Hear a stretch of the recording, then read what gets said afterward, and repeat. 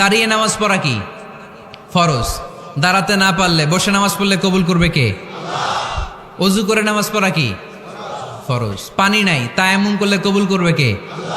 বিয়েতে মোহরানা দেওয়া কি ফরজ। এখন মোহরানা নাই, এক সাহাবী বললে ইয়া রাসূলুল্লাহ বিয়ে করব। বিশ্বনবী সাল্লাল্লাহু আলাইহি ওয়াসাল্লাম বললেন মোহরানা আছে? নাই। কি আছে? কয় কিচ্ছু নাই। তো কিচ্ছু না থাকলে বিয়ে করবা কেমনে? কোরআন পারো? সাহাবী রাদিয়াল্লাহু আনহু বললেন পারি। এক মেয়েকে বললেন তুমি পারো? কয় না পারি না। বিশ্বনবী বললেন আসো বিয়ে পড়াই দে। দুইজনের বিয়ে পড়াই দিলেন। বিয়ে শেষে বললেন মা, তোমার স্বামীর পার্থিব জগতের কোনো সম্পদ নাই যেটা দিয়ে মোহরানা আদায় করবে। তুমি কোরআন পারো না, কিন্তু তোমার স্বামী সাহাবী কোরআন পারে। সে প্রতিদিন আর রাতে তোমাকে একটু একটু করে কোরআন শিখাইয়া দিবে, এটাই মা তোর বিয়ের মোহর। ইসলাম খুব কঠিন না? আমরা কঠিন বানাইছি মৌলবীরা, ঠিক কিনা? কেউ যদি ইসলামকে কঠিন ভাবে আপনার কাছে উপস্থাপন করে বাঘের বাচ্চার মতো দাঁড়িয়ে বলবেন লা ইউকাল্লিফুল্লাহু নাফসান ইল্লা উসআহা, আল্লাহ সাধ্যের বাইরে কারো উপর কোনো নিয়ম চাপায় দেয় না, জোরে কোন ঠিক কিনা?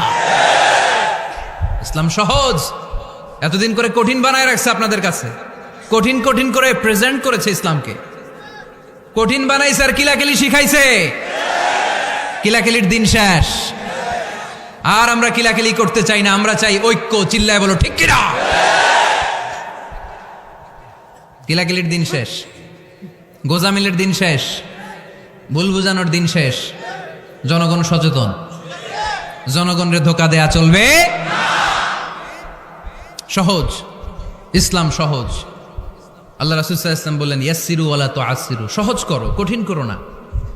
মুআজ ইবনে জাবালকে ইমাম বানালেন, উনি মাগরিবের নামাজে সূরা বাকারা ধরছেন, কোরআনের সবচেয়ে ছোট সূরা। হ্যাঁ বড়? কত বড়? 286 আয়াত, অনেক বড় সূরা। তার মাগরিবের নামাজে যদি এটা ধরে, পিছনে হচ্ছে কর্মচারী সাহাবী যারা খেজুর বাগানে কাজ করতেন। এক সাহাবী রাগে নামাজ রাইখা চলে গেছে, রাগে নিজে নিজে একা একা বারান্দায় নামাজ পড়ে বিশ্বনবীর কাছে বিচার। Direct action, action action, indirect না। এটা কি অ্যাকশন? ডাইরেক্ট বড় হুজুরের কাছে যে বলে ইয়া রাসূলুল্লাহ কেমন ইমাম পাঠাইছেন, মাগরিবে বাকারা দিয়া ধরছে। বিশ্বনবীর চেহারাটা আগুনের গোলার মতো লাল হয়ে গেল। ইমামকে ডেকে পাঠালেন, কারণ লোকজন তো কিছু করতে পারবে না, এটা তো বিশ্বনবীর অ্যাপয়েন্ট করা ইমাম। যিনি অ্যাপয়েন্ট করেছেন তার কথা ছাড়া এখানে সভাপতি আজকে বলল আপনি ইমাম, কালকে বলল আপনি নাই, এরকম ইমাম নাকি? বিশ্বনবী অ্যাপয়েন্ট করেছেন। বিশ্বনবী ডেকে পাঠালেন, তার সাথে কথা বলতে যে বিশ্বনবীর চেহারাটা আগুনের গোলার মতো লাল হয়ে গেল। রেগে মেগে বিশ্বনবী বললেন আফাত্তানুন আনতা ইয়া মুআজ, মুআজ তোমার কি ফিতনা বাজানোর জন্য এখানে ইমাম বানায় পাঠাইছিলাম? খবরদার, যখন মানুষের ইমামতি করবা, ইদা আম্মাল তুমি যখন ইমামতি শুরু করবা, ফালিউখাফিফ, সেজন্য সালাতটারে ছোট করে, সেজন্য বড় না করে। ফাইন্না ফিহিমাল মারিদ ওয়াল মুসাফির, কেননা তোমার পিছনে অনেক মুসাফিরও দাঁড়াইতে পারে।